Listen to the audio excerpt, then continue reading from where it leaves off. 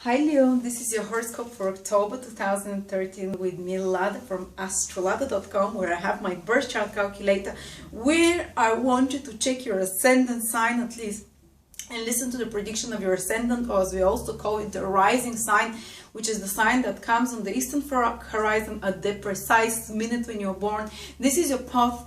This is your sign. This is the most personal sign in your horoscope. So the prediction for the ascendant sign will show you what really tangibly happens to you, to your physical body, on your path in life. So listening to the prediction of the ascendant can give you the most real situation of how things will develop if you know your time of birth, of course. If you don't know it, you cannot find your ascendant sign. That's why it's so personal and so specific.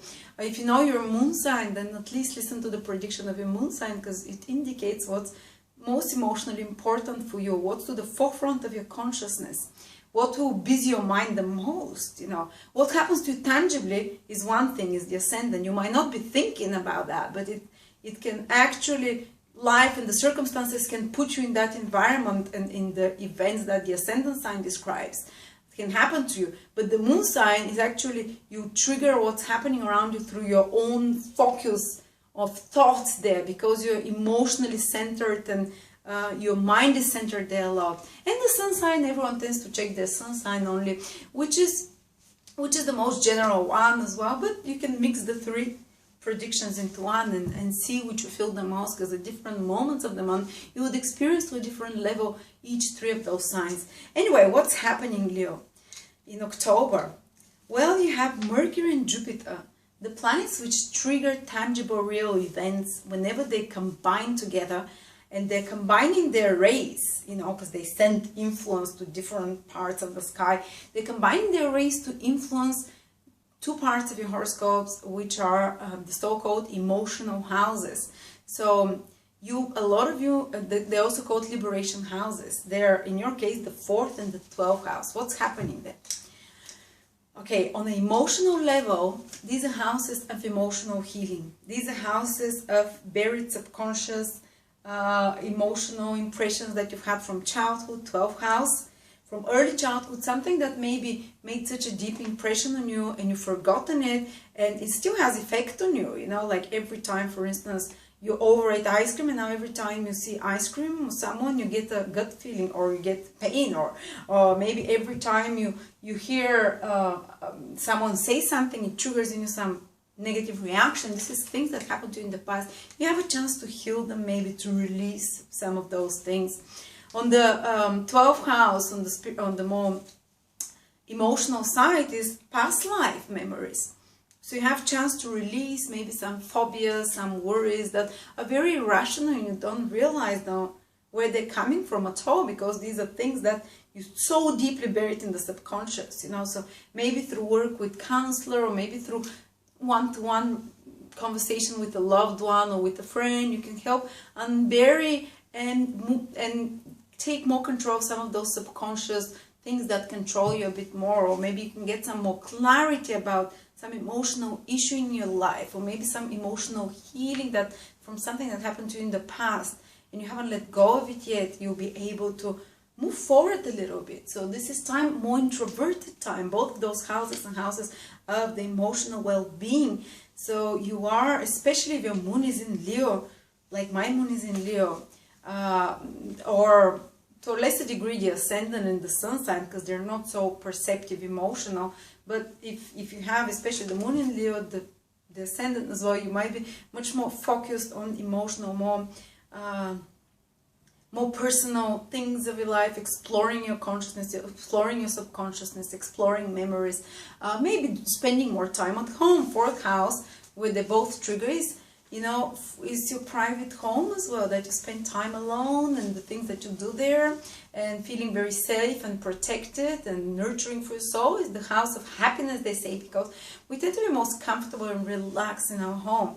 On the more, let's speak now on and also 12th house is a very spiritual house. They both trigger the 12th house. So a lot of you might get a lot of spiritual exercises done, or like meditation, like maybe writing lists of positive aspects. some kind of relaxation techniques, or 12th house is the house of holidaying. Let's go to the mundane manifestations of those houses. Mercury and Jupiter will trigger those as well. So some of you might go, say, ascendant in Leo, you might go on holiday. We might go to some exotic country, or might connect with some exotic something that from a different country, that helps you escape reality a little bit. Maybe you might dedicate yourself a bit more to fantasy, to reading magical books and fantastic books, or to watching episode after episode of something, you know, like the TV. Anything which you escape reality with is the 12th house, and hopefully in a healthy way. And Mercury and Jupiter trigger it, and also going away on a holiday, something as well, or going to massages, pampering yourself a bit more, pampering your soul, taking care of your soul well-being.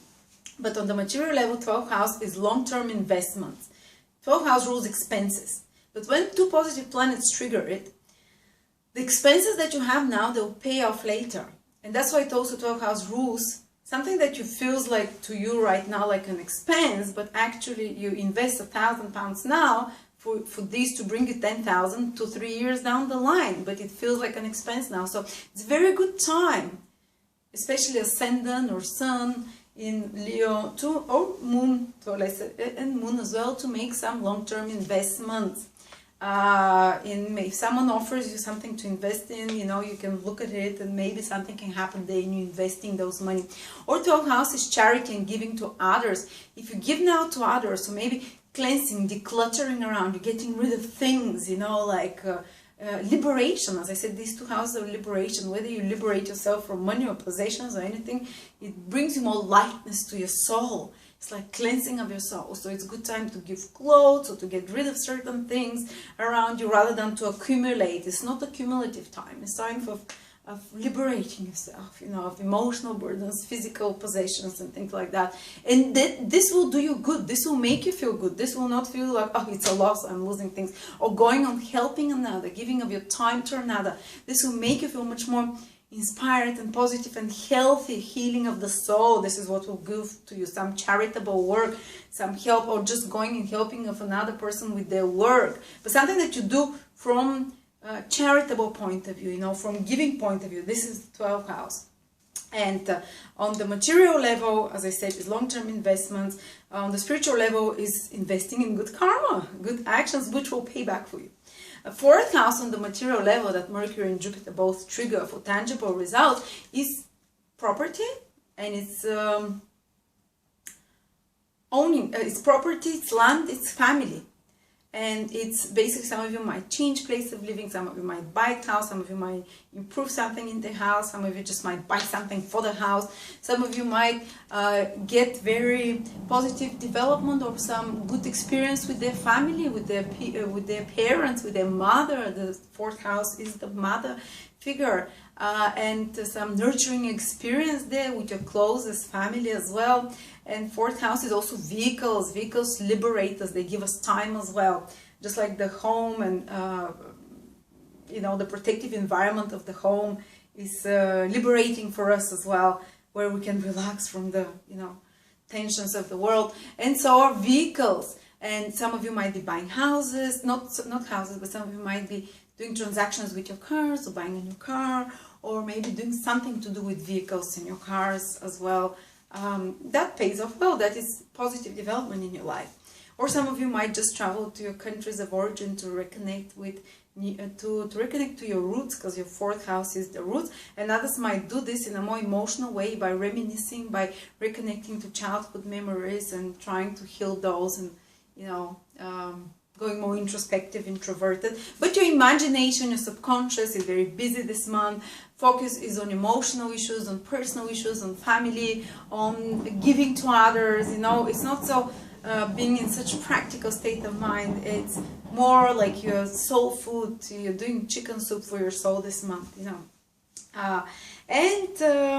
Let's see, I just want to give you some specific days. Those of you who have their ascendant or their moon from 9 to 14 degrees in Leo, they're having Saturn transit. Or if you're born from the 1st till the 7th of August, and the Saturn transit it's very powerful, and it might override all the other things I talked about. You might just be feeling Saturn if you're born with the ascendant or moon from 9 to 14 degrees in Leo, or if you're born from the 1st till the 7th of August, because Saturn will trigger your sun, moon, or ascendant sign. And this is a very specific focused transit, which tends to be intense. And Saturn is about responsibility, working hard, testing you, giving you trials, testing how much dedicated you're to a goal or a plan.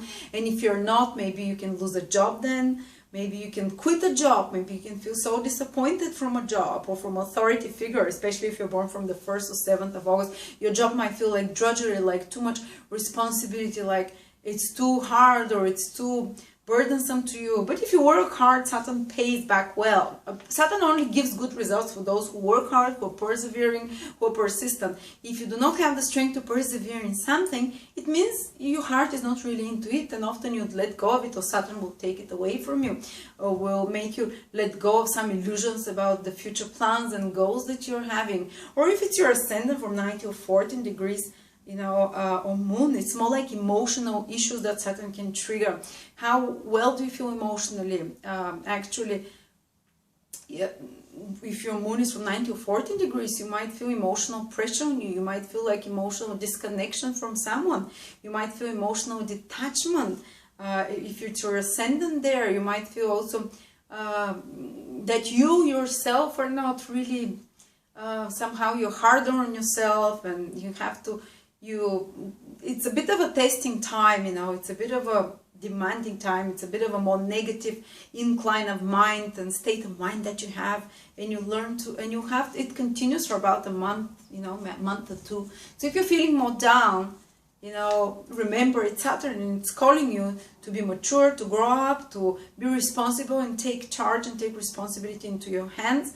And it will not give you results fast. While you're working hard, you might have a lot of doubts. While Saturn is around, even if you're working very hard and putting in a lot of efforts, you might have a lot of doubts because you're not seeing still the results. But later on, they'll tend to pay if you're persistent and loyal and hardworking enough.